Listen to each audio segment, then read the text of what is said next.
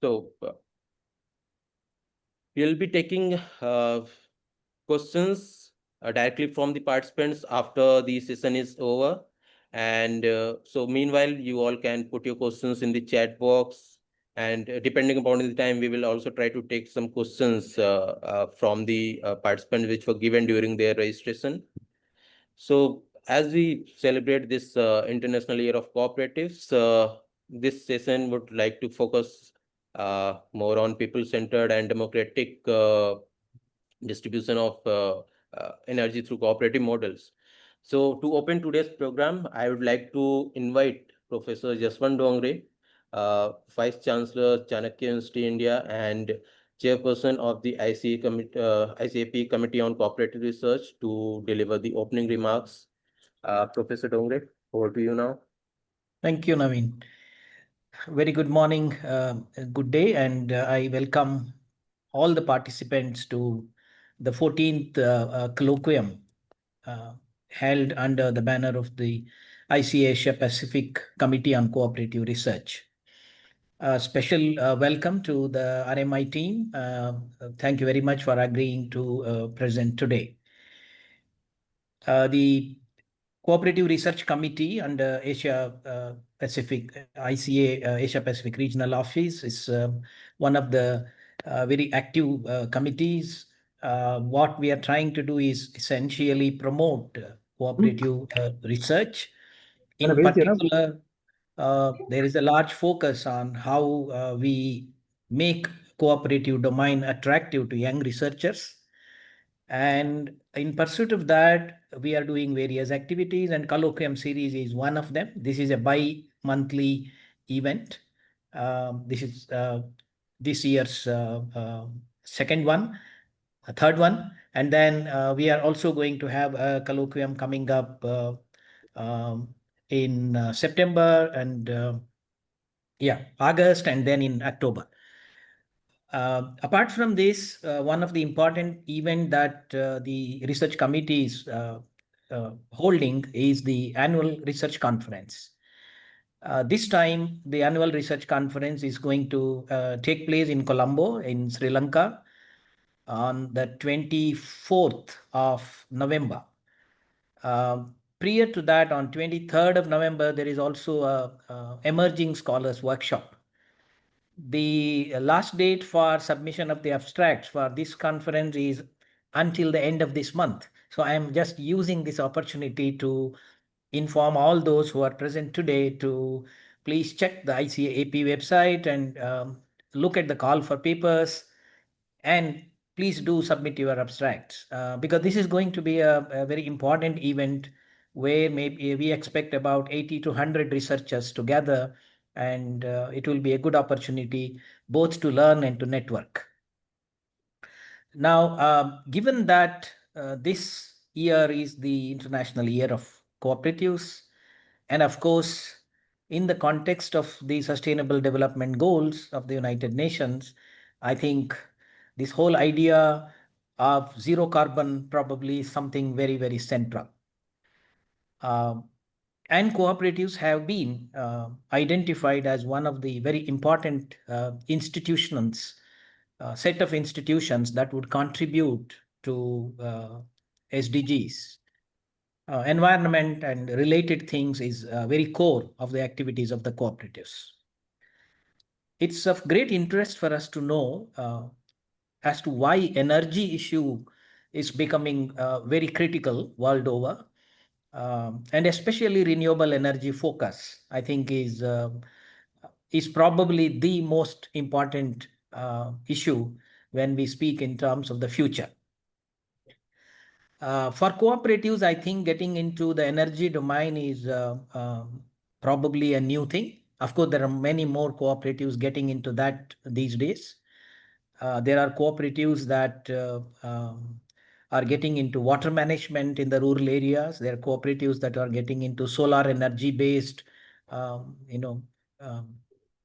initiatives in the rural areas in different parts of Asia Pacific. So in that context, I think this presentation would be of great interest because this has the empirical details and demonstrate the ability of cooperatives to contribute in this very critical area. So I am very confident that the presentation will raise a lot of academic curiosity, apart from informing us about what's happening in some part of the Asia Pacific. So I look forward to listening to this presentation, and I hope all the participants will enjoy. Please feel free to interact. And after this presentation and discussion, Dr. Sitzel will provide us a sum up of the today's colloquium. So I once again welcome RMI team and request Naveen to take this forward. Thank you, Professor Dongre, for your warm and insightful remarks and also mentioning about the research conference. So, yeah, starting with our today's session, I would like to invite and introduce our featured speaker for today's session. We have Ms. Yihan Hao, Principal at RMI China Program, and Dr. Jun Li, Program Officer at RMI China Program, to present their report on towards a shared zero carbon energy future, which is a global analysis of rural energy cooperatives, focusing on countries of Asia Pacific region also. So both of our speakers will take us through their research and their insights, that findings that they have got in their research. So with this, I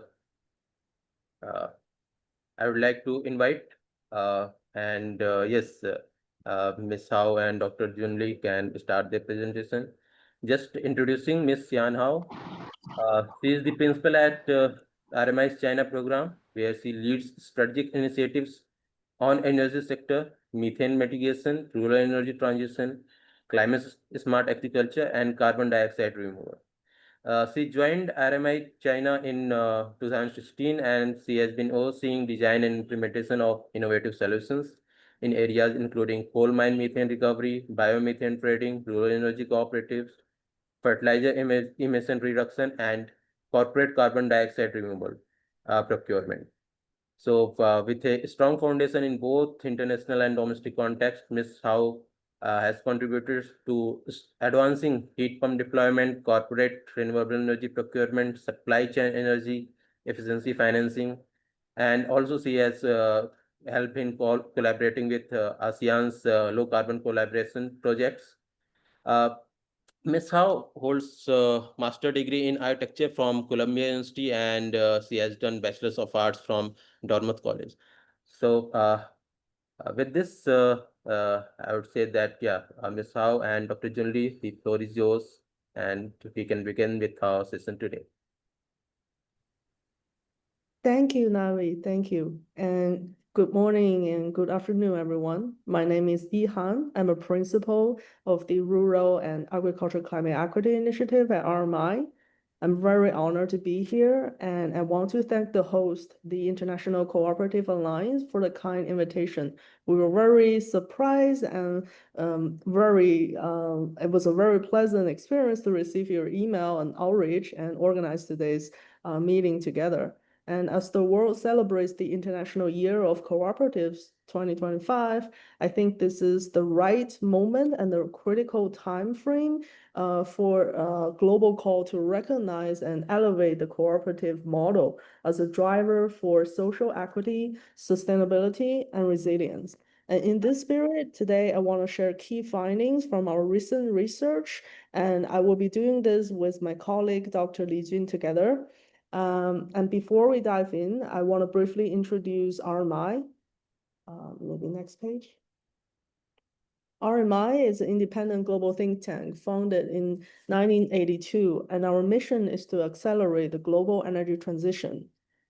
Our work in China spans several sectors, including power, industry, transportation, buildings, supply chain, and rural and agriculture.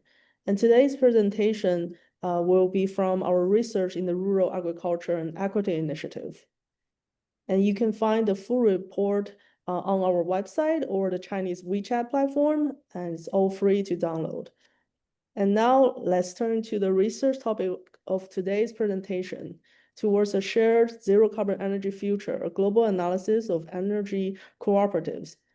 From our global rural research, we observed that high energy cost and unreliable supply has been contributing to the energy poverty and inequity in the rural area. As of 2024, more than 7 million people worldwide still lack access to electricity, and 80% of them live in the rural areas across Africa, Asia, and Latin America. And even in the developed countries, for example, in the EU, around 40 million people are still affected by energy poverty as of 2022, with about 10% of the population struggling to afford heating. And clearly, rural areas are very key to achieve the sustainable goal, affordable, reliable, sustainable, and modern energy for all. And at the same time, rural areas hold tremendous potentials. They're rich in renewable resources and offer the space needed for deployment of energy projects. Rural regions are major producers of renewable energy. In the EU, about 70% clean electricity is generated in the rural areas. And across the OECD countries, rural regions produce about 60% of renewable energy, with the majority of this coming from the most remote places. Rural energy transition is not just about energy. It's a driver for agricultural modernization, improving rural ecosystems, enhancing rural well-being, and boosting local economy. And on the right-hand side of this slide, you see the case of China, where the renewables in rural regions have become a major growth engine in recent years. However, we're also seeing bottlenecks emerging. In many regions, especially central China, the pace of distributed solar is outpacing local energy demand, resulting in great stress, which is the stress of overload implied to the local infrastructure. We also compare several indicators between urban and rural areas in 2022, including access to natural gas, central heating, kitchen appliances, and clean cooking. And despite the boom in rural renewables, rural energy consumption patterns still lag behind. And critically, many renewable projects lack a people-centered approach. Most projects are led by private companies outside of the village. This often means that local communities and smallholders have very little say in project design or decision-making, and receive only very minimal benefits, such as rooftop or land lease payment, often just 10 to 20% of the total project revenue. And this raises real concerns about equity and justice in the rural energy transition. Some projects also suffer from poor compliance during construction or permitting, shifting additional risk to rural communities and smallholder farmers, leaving them in debt. This weakens the sustainability of rural energy transition. And given these challenges, we believe there's an urgent need for people-centered and inclusive innovation in the rural energy transition. We need models that emphasize local participation, benefit sharing, and collective decision-making. And that is why over the past year, RMI China team has conducted a global study of energy cooperatives, focusing on their business model and overall impacts. Our goal is to share international lessons that could inspire innovations in rural energy transitions, not only in China, but also around the world, especially for developing and emerging economies. Our full report is now available in both language on RMI's website. In Chinese and in English on RMI's website. Feel free to download and feel free to forward. So now I'd like to give the floor to my colleague, Dr. Li Jun, to share the main findings of this research. Okay, good morning, everyone. I'm Jun from RMI China. After Yihan, we will be sharing case insights from our research on rural energy crops. The full report provides in-depth analysis, but in the next 15 minutes, I will highlight the most important findings. As a growing model for community-led energy, rural energy co-ops have demonstrated remarkable vitality across many countries and regions. This map shows how many co-ops exist in different countries with a color scale. As you can see, co-ops are more common in Europe, North America, and part of South America, where they are still less developed in Asia, Africa, and Oceania. We also looked into the historical drivers shaping co-ops development across different contexts. In Europe, particularly in Greece, Germany, and the Netherlands, co-ops emerged following the 1970s oil crisis and the public anti-nuclear movements, becoming part of the clean energy transition. In the US, the co-ops started as early as the 1930s to improve electricity across in underserved areas. Similar models also emerged in countries such as Argentina, Bolivia, and Brazil in South America, as well as in the Philippines and Bangladesh in Asia, where co-ops were established to bring electricity to rural communities and provide public services. In Japan, rural energy co-ops emerged after the 2011 Fukushima disasters, supported by the Renewable Energy Act to encourage distributed energy. And in the country across Africa, co-ops often developed with international support, aiming to improve rural energy access. Based on cases from different countries and regions, we analyzed and summarized the core elements of co-ops, the rural energy co-ops business models. Let's start with how they organized. Like other types of co-ops, energy co-ops are formed voluntarily by their members. They are collectively owned and aim to develop, manage, and utilize natural resources to meet their energy needs. Due to this structure, co-op adhere to key principles, including voluntary membership, autonomy, collective decision-making, benefit sharing, and community reinvestment. And then let's look at how money flows through this kind of system. Co-ops typically generate revenue through energy-related activities, such as electricity generation. A portion of the revenue is allocated towards repaying bank loans and covering the OM costs, the operational and maintenance, the OM costs. The rest is channeled back to the community through a kind of local community fund or trust. In terms of what they do, the activities of energy co-ops span the entire energy water chain. This includes energy production, the supply, such as electricity or heat, as well as energy use and services like consulting and energy efficiency upgrades.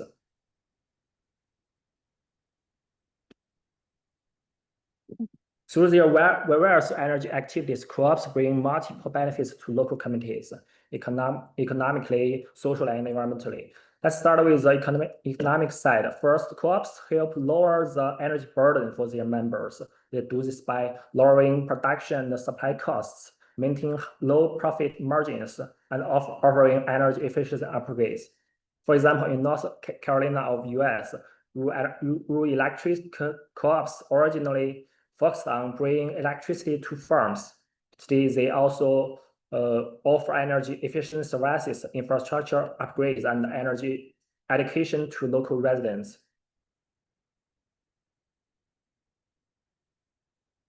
A second, the co-ops help stimulate local and regional economies.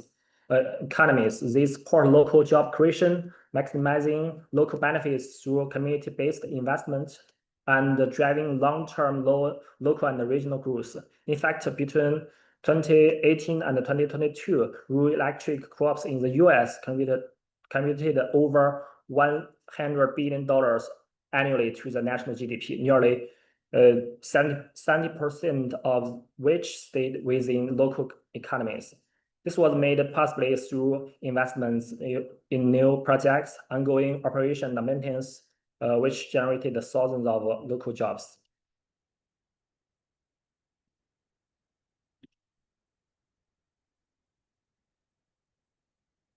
On the social side, energy co-ops are designed to serve their members and strengthen community well-being. They play a key role in promoting energy justice and supporting more inclusive community-based governance in underdeveloped regions. Co-ops have become an important pillar to improving energy accessibility. For example, in countries like Bangladesh and the Philippines, co-ops supply more than half of the rural electricity. By enabling local energy production, they also support decentralized energy systems by reducing dependence on fossil fuels. They enhance energy security and resilience. In Europe, initiatives such as the Bee Co-op project promote co-ops focused on the biomass-based heating, while the Comply project supports the collaborative energy communities that enhance energy resilience in rural regions. The chart shows a case from the Bee Co-op projects. A biomass-based cogeneration plant in Italy. This plant supplies heating to community buildings within 28 kilometers radius. Each year, they help cut around 5,000 tons of CO2 emissions, make it a strong example of rural decarbonization in action. At the same time, co-ops enhance welfare and enable broad participation in community governance.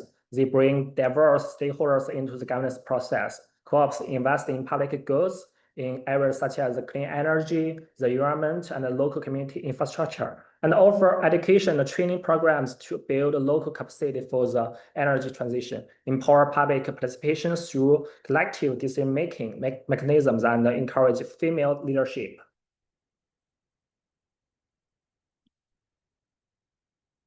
From an environmental perspective, rural energy co-ops play a key role in driving the clean energy transition in rural areas, contributing to both climate mitigation and local environmental improvements. By involving residents in project development and benefit sharing, co-ops increase public acceptance of clean energy technology at the community level. They also promote cleaner cooking and cleaner heating solutions, which reduce indoor air pollution in rural households. By pulling local renewable resources and investing in shared energy infrastructure, co-ops help improve overall energy efficiency through better planning and the environment and management. In the chart, we can see that in the US, rural electric co-ops have achieved a significant GHG reduction from 2005 to 2022, mainly through the equipment upgrades and the shift to renewables. The actions have also improved local air quality and supported national climate goals.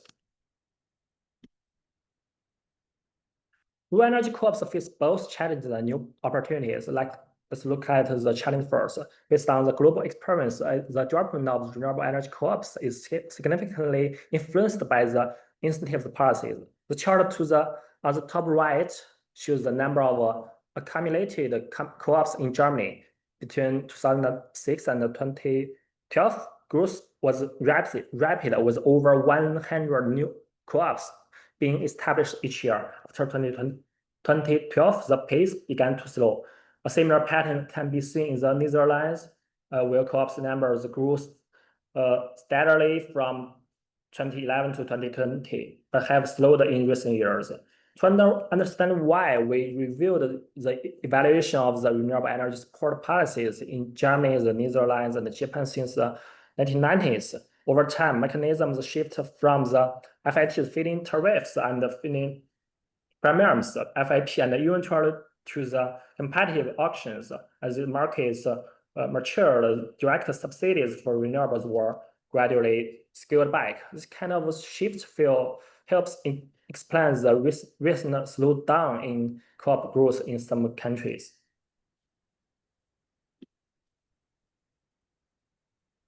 Let's look at the opportunities. Well, widespread deployment of distributed renewable energy has increased the complexity of power system.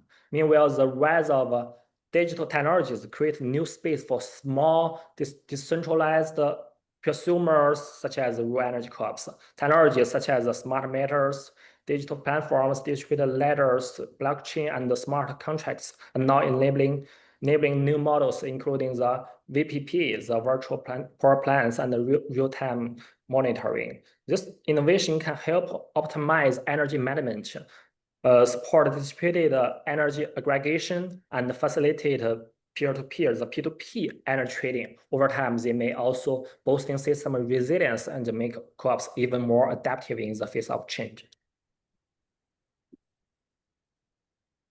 Drawing from global experience, we believe that rural energy co-ops can help address many of the key challenges faced in scaling distributed renewables, both in China and other countries. Co-ops have several unique strengths: autonomy, community-centered, place-based, people-centered, the locally tailored, flexible integration with the local industry and the community reinvestment. By leveraging these strengths, we think co-ops are uniquely positioned to address these structural challenges in rural energy transitions, ensure that projects are not only technically viable, but also socially inclusive and economically sustainable. In China, some regions are exploring cooperative energy models. For example, in Inner Mongolia, local village collectives and farmers jointly formed a co-op to build distributed solar PV projects. The project follow a livestock below, solar above model and shares revenue based on actual contributions. In Zhejiang province, a village collective invested in solar PV across rooftops and idle land.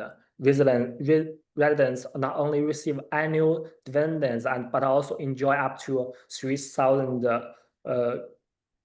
kilowatt hour and free electricity each year.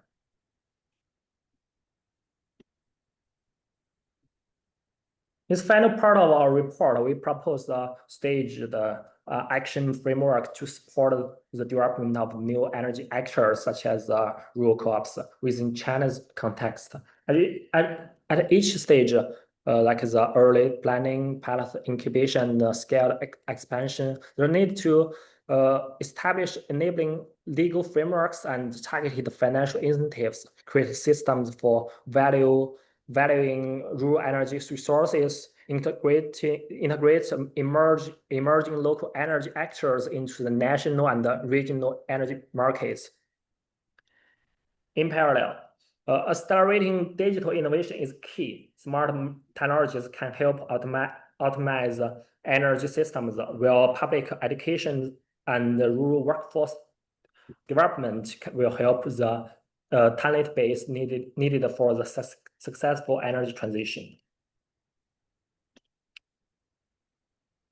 Looking ahead, we envision a future rural energy system that is low carbon, decentralized, and shared. The co-op model has a potential to reshape how energy is produced, traded, distributed, and consumed, shifting away from traditional centralized system.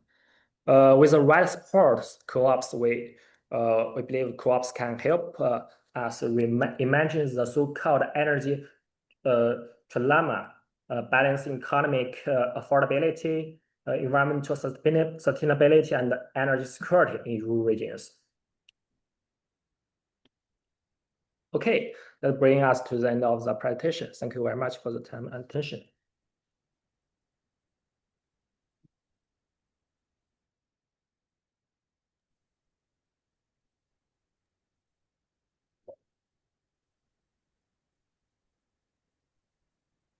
Thank you, Ms. Hao and Dr. Jun Li, for your excellent presentation and sharing very insightful data points also in the process. So we see that your work is very depth and not only covers energy transition related to Asian Pacific region, but also the covering the developed countries and especially in the US and European countries. So we see that how cooperatives are already uniquely positioned over there to drive this just and inclusive energy transitions. And also in now Asian Pacific region also, this transition has started. And yes, the initiatives from China, we also see in that region that in countries like Mongolia, and in case of Bangladesh also we see that. So we will be just without any further delay, we will start taking questions from participants. And yes, so what we'll do that, yes, if anyone is having question, they can unmute themselves, raise their hands, and then I will unmute, and yeah, we will have questions directly first, and then Yeah. we'll be going to the questions that we have received in the registration. Yes. Yeah. I'm Jose Chattukulam from Kerala. First, I would like to appreciate the paper presenters. In the sense, very interesting area, and it is very interesting presentation also. The point is that there which I got, the rural communities, they are really both energy consumers and energy producers. It's a very interesting and a very serious kind of statement. This is what they're both the side, rural communities, not only consumers, they are also producing. It's a kind of a major thesis as far as your presentation is concerned for me. Appreciate that. And the point is that there, it also mentioned one interesting point in the sense that there in the case of Bolivia, cooperatives handle 30% of electricity related markets. I would like to know that there whether the electricity related markets only, that means marketing the energy in the rural areas, or around 30% of, or how much they are actually really producing the energy as far as the Bolivia is concerned. I also have a difficulty to follow your presentation, especially the PPT part, because what happened, lot of informations congested in each slide, so that it was a little bit difficult to follow the major findings. Again, I would like to appreciate and thank for the excellent area of the subject and the presentation. Thank you.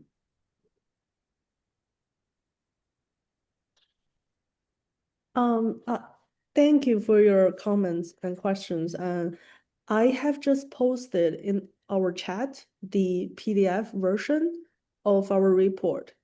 If you click on that link, that will lead you to a free download site, and you can just leave your email there and you'll be able to download the full report. And that will have all the narratives to support all the charts, tables, and the things that you see on today's PowerPoint presentation. As for your questions, I'm sorry, I didn't catch the full question. Really bad with accent. You said something about electricity produced in the rural regions, but what was your question about the electricities? Yeah, my question is that you made a statement, Bolivia cooperatives handles 30% of electricity marketing, very particularly in Bolivia. I would like to know that whether their cooperatives' role is only marketing energy or electricity, or they are also producing it. What is the percentage of real production of electricity as far as the Bolivia is concerned under cooperative sector? This is what my question. Thank you.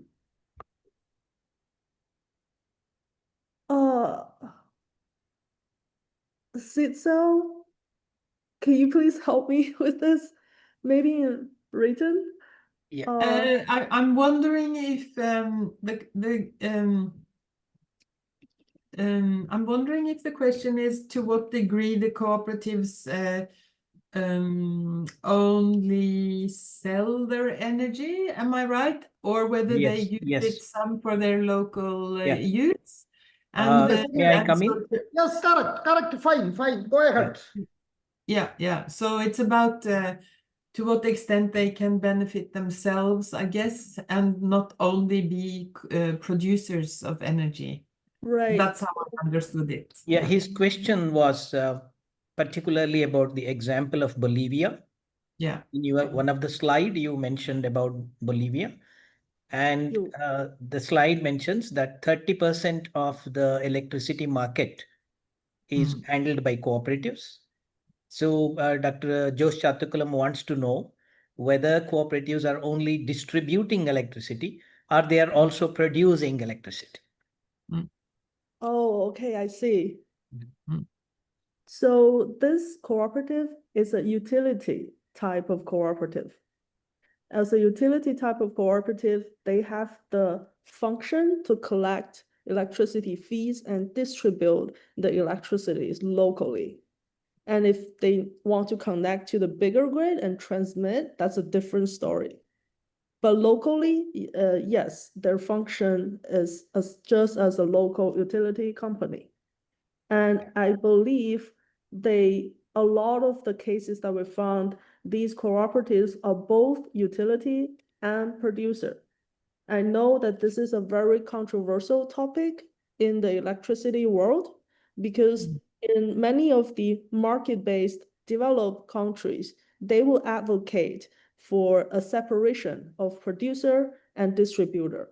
But in the local rural regions, that might not be the case. It might be more beneficial to have this, what we call the vertical integration of producing, transmission, distributing, and also providing service such as energy saving, energy efficiency, and collecting fees, all in one entity. So that might break the rules of some of the city-based electricity operations. So I think that was your question, right? Yeah. Thank you. Thank you. It is clear. Thank you. But that doesn't apply to all of the countries. It's just some of the countries we see cases like that. Yeah, maybe I just one small observation related to this.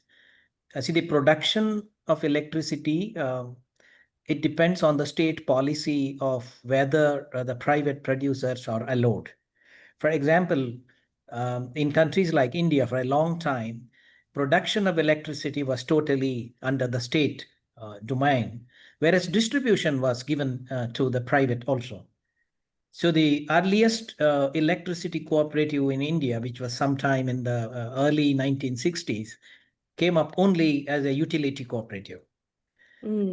But now, because the alternative energy promotion is central, so the state allows anybody to produce electricity. Even the household can produce electricity and transfer to the grid.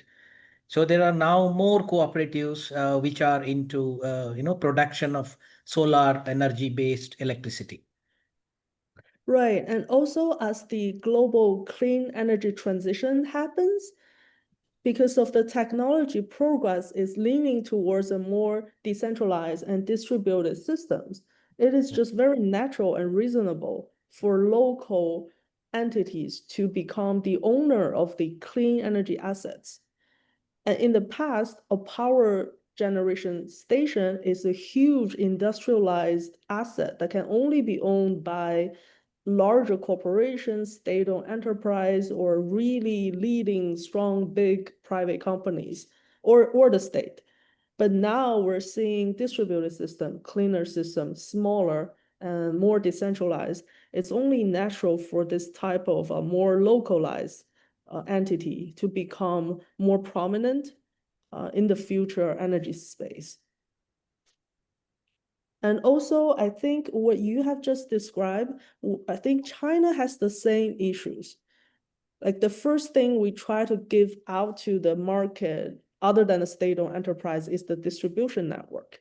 That is the kind of the simple project that you can take apart and have a full market competition. And as we kind of progress towards a more distributed clean energy solution, we first started in the cities to have this new type of business model called the integrated energy service provider model. We call it IESP, integrated energy service provider. And I think RMI has been working on IESP for the past 5 years, and we want to bring that idea into the rural regions, because an integrated energy service provider means that you can own assets of distributing networks and also the distributing energy producers such as bioenergy or solar, rooftop solars in the city. We have done that in China. That's like a pilot project here. We want to have the same thing in the rural villages, because in the rural village in the past, they can own a small biogas tank, right? That's a sort of a bioenergy asset that the village can own. And now the bioenergy turns into industrial production of biomethane. So that's like renewable LNG. And the question now is, can the rural village take ownership of this new type of asset? Can they become the owner? That's the thing that we're trying to resolve here. And also, can they become the owner of electricity producing, distributing, and also energy storage? Can they own batteries? And I think 3 years ago, China has updated the law, the regulation framework for rural cooperatives to kind of free them up from just playing a single role of owning agriculture assets to owning more things. So that opens the door for today's discussion. I'm not really that familiar with other countries' regulation framework just yet. I don't know whether the rural community are allowed to own this type of assets, but we can work on this together. I think today's group and also all of our partners in the future, we can all work on this problem together. That's a very key question to answer. Okay, thank you, Ms. Hao. So next question I see on my screen is from Mr. Sanjay Verma. So may I request Mr. Sanjay Verma to ask his question directly? I am also putting in the chat box.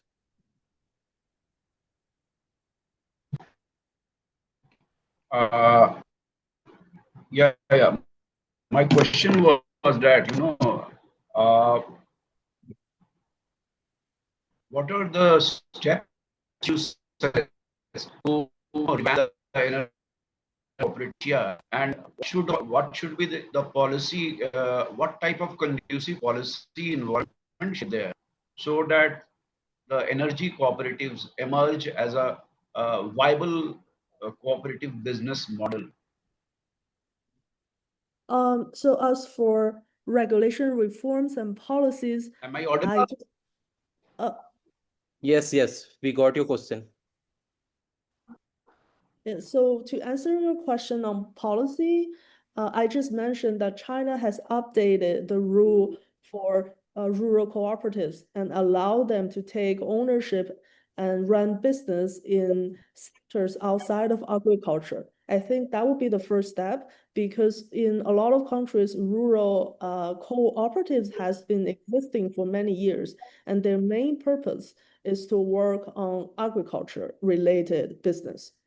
And not on energy, because energy is a separate type of business. So the first step is for the regulations to allow them to work on energy.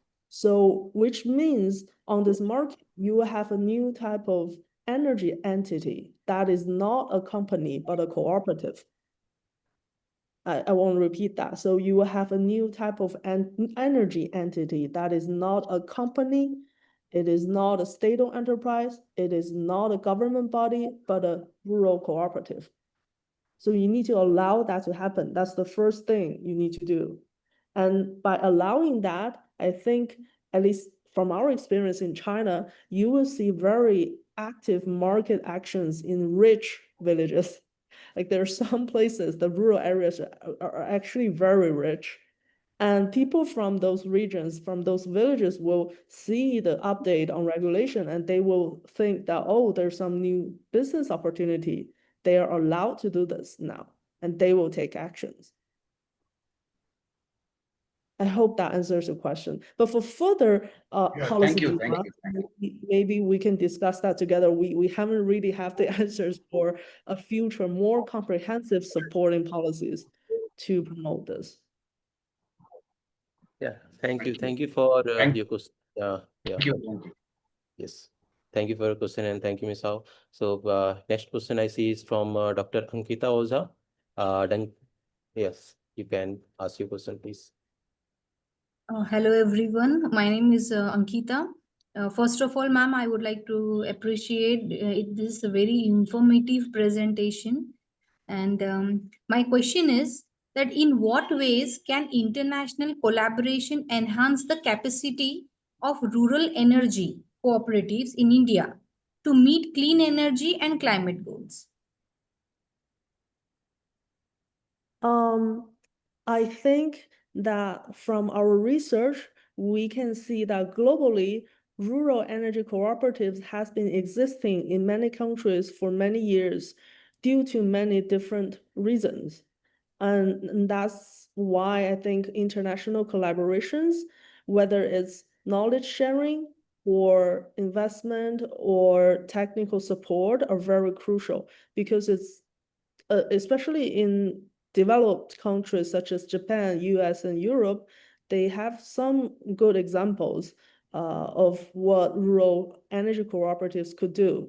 And also, I think international collaborations among the developing economies are also very important because we face a very different type of challenge comparing to the developed countries. And especially considering that they have had this type of business model for more than 3 or 4 decades.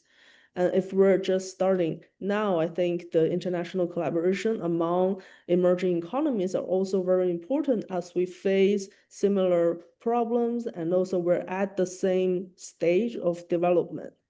And also, the second part of your question is, if we want to do this to meet the clean energy and climate goals, I think, at least I am being hopeful, because if you look at the examples elsewhere, you will see some cooperatives are very huge. They provide services in the US, they provide services for more than 40 million people. And in some smaller countries, rural cooperatives, I think, will produce, one rural cooperative could produce up to 10% of the national electricity supply. That's a huge number, and they have members of millions of people. And in some of the large ones, they will have like 1 million people in that one cooperative. So they could be potentially large entities. And I believe, and because of the sheer number and the percentage that they can contribute, I think they will be the main driving force behind the clean energy transition starting from now. Okay, so there are some institutions, those who are collaborating for developing the clean energy and climate change, right? Yes. And like I said, in different countries, the conditions are very different because some of the cooperatives, they formed for a really simple purpose of providing energy access. And a lot of them has been fossil fuel based for many, many years. For example, in the US, the clean energy transition of rural electricity cooperatives only happens very recently in the past maybe 3 years. And in some other countries, for example, in Germany, I think their cooperatives are built for the purpose of clean energy. So in the very beginning, their cooperatives are formed as clean energy rural energy cooperatives. So the way that they operate is very different compared to the US model. So we just need to be careful and really look into each case. Thank you so much, ma'am. Okay, so yeah, now I see Dr. Sitzel Grimstad has raised her hand. Yes, Please. I'm really thank you so much for this very informative session. It's really interesting to get these different, to be presented to these different models of rural renewable energy cooperatives. And I think what would be very important, and I haven't read your report yet, but to see the different models, whether you are what should I say, independent little community renewable energy co-op only producing for yourself or for a wider region, whether you are and there would be different legal models for how you operate as a cooperative and what roles you have for your community, but also for the region or for even for the national grid. So getting kind of our head around what different options are available would be really important for each country to then look at the legislation and whether they are whether they support cooperative solutions or not. In Australia, we have the world's highest density of solar household solar panels, and we are also struggling with distribution networks. But we see a lot of innovation in technology of with feed-in, what should I say, adjusting the feed-in tariff so that we don't get an overpressure on the distribution networks. So and then we have some movements in Australia where they want to be community co-op, where they want to be totally off the grid. So there are so many different models, and I think understanding more what the different options are really important for how you make policy going forward. But maybe give me a it would be nice to hear your comment about this. Oh, I think Australia has probably a dozen of energy and electricity related cooperatives, and it's regulated by state and also is it called federal government, central government? I think it's regulated by both, and I think there's a regulation updates in 1996 to allow that to happen. And that was the major policy kind of progress to allow all of these cooperatives to start and grow. So yeah, the policy definitely play a very important role in this. Yeah, it would be interesting to see the comparison with different countries and the models you choose and how to encourage different models. I think really interesting. Thank you so much. It's been very interesting. Thank you. Okay. Thank you, Dr. Sistel. So we will take one more question. We have question from Dr. Sagar Watkar. So I would request Dr. Sagar to ask this question. Are you with us?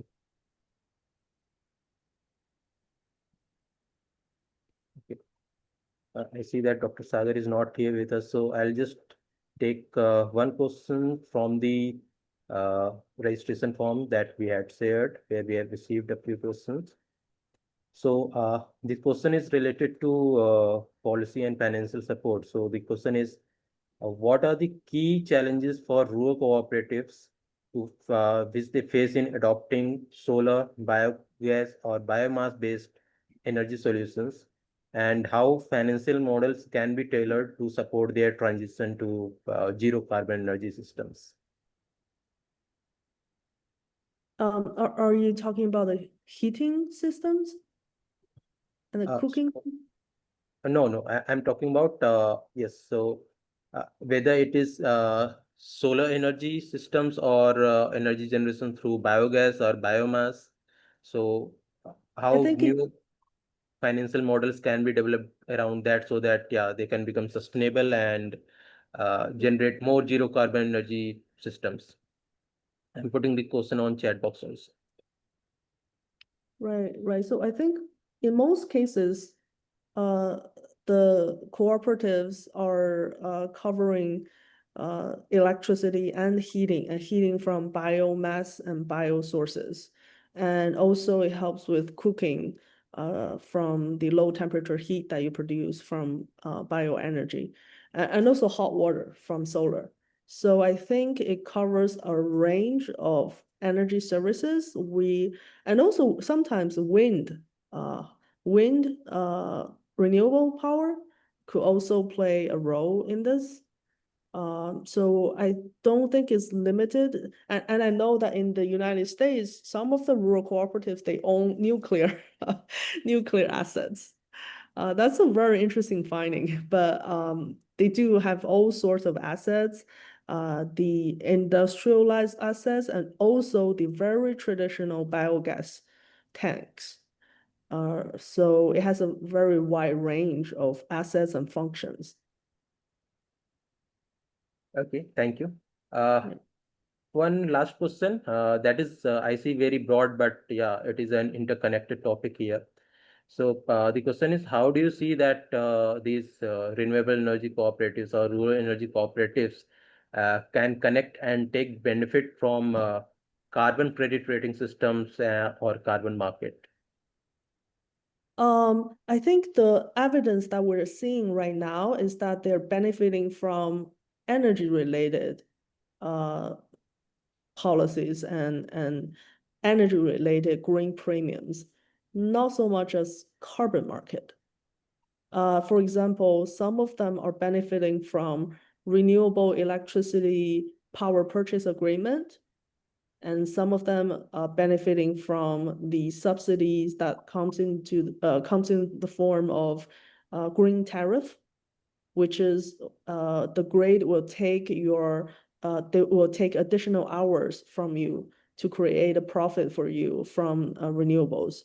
So many of the cases that we're witnessing right now are benefiting from green energy related policies. Okay, thank you.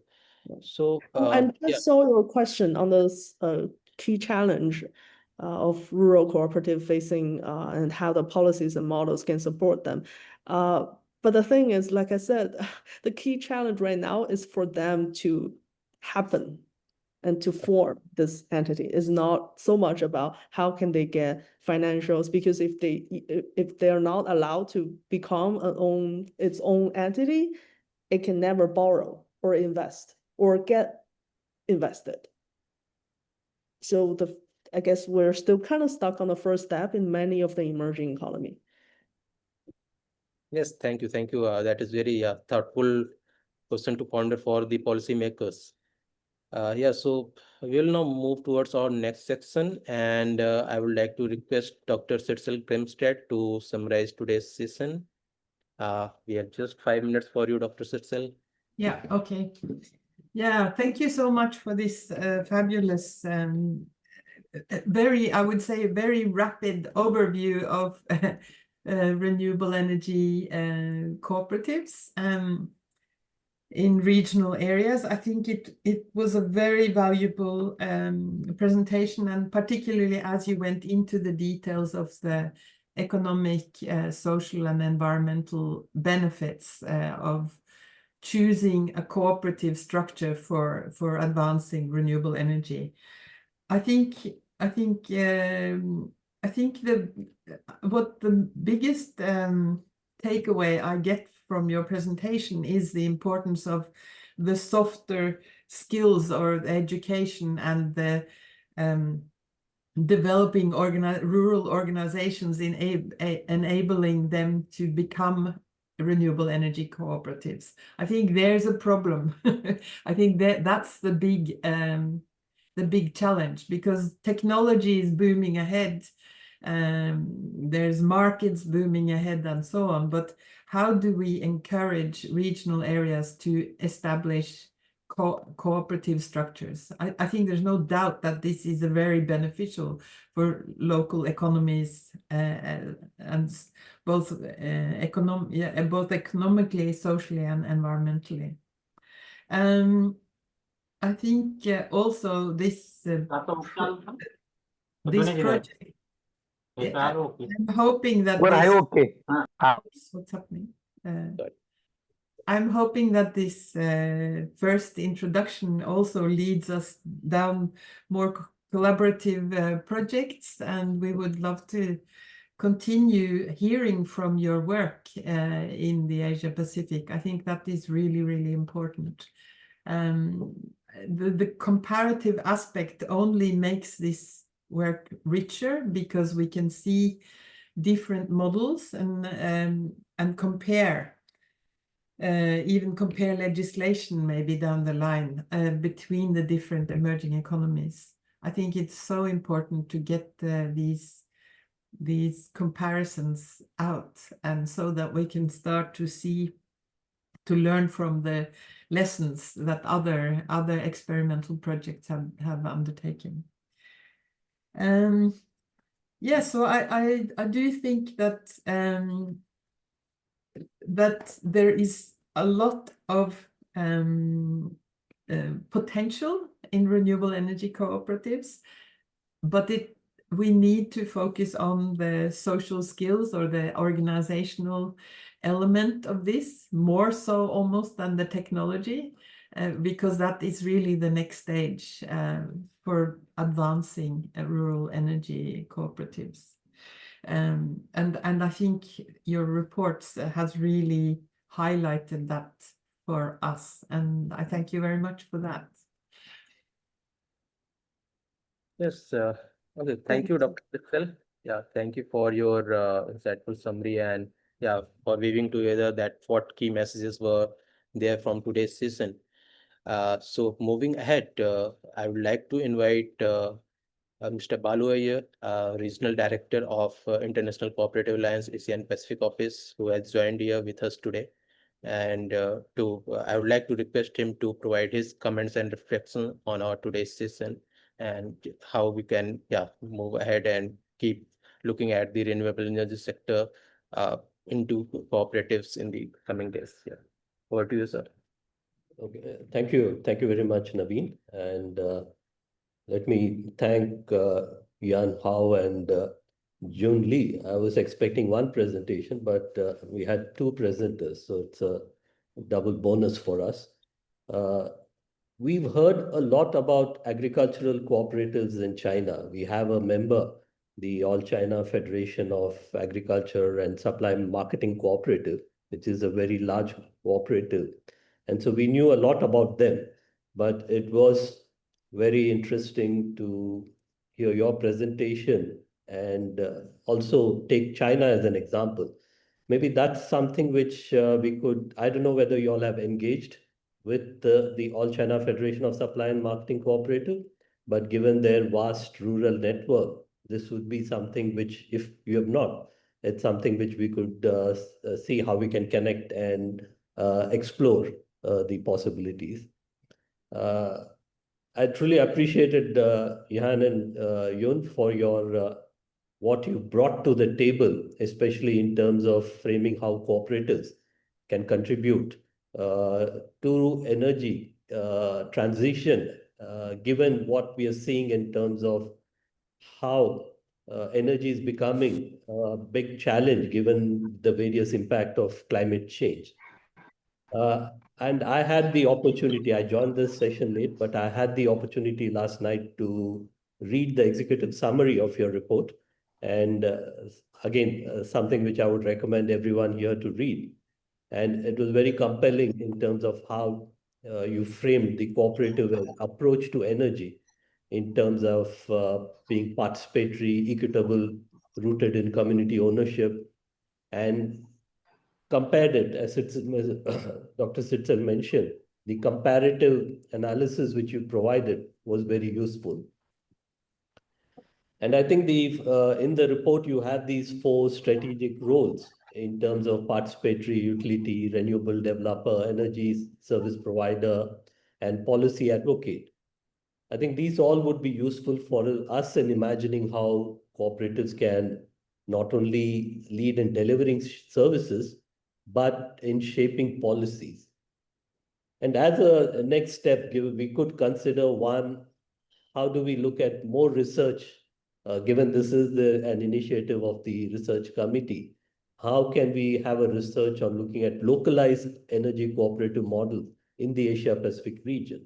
And I do know that it's happening, be it in Bangladesh, Nepal, and India and a few other countries. So can we look at localized energy cooperative models?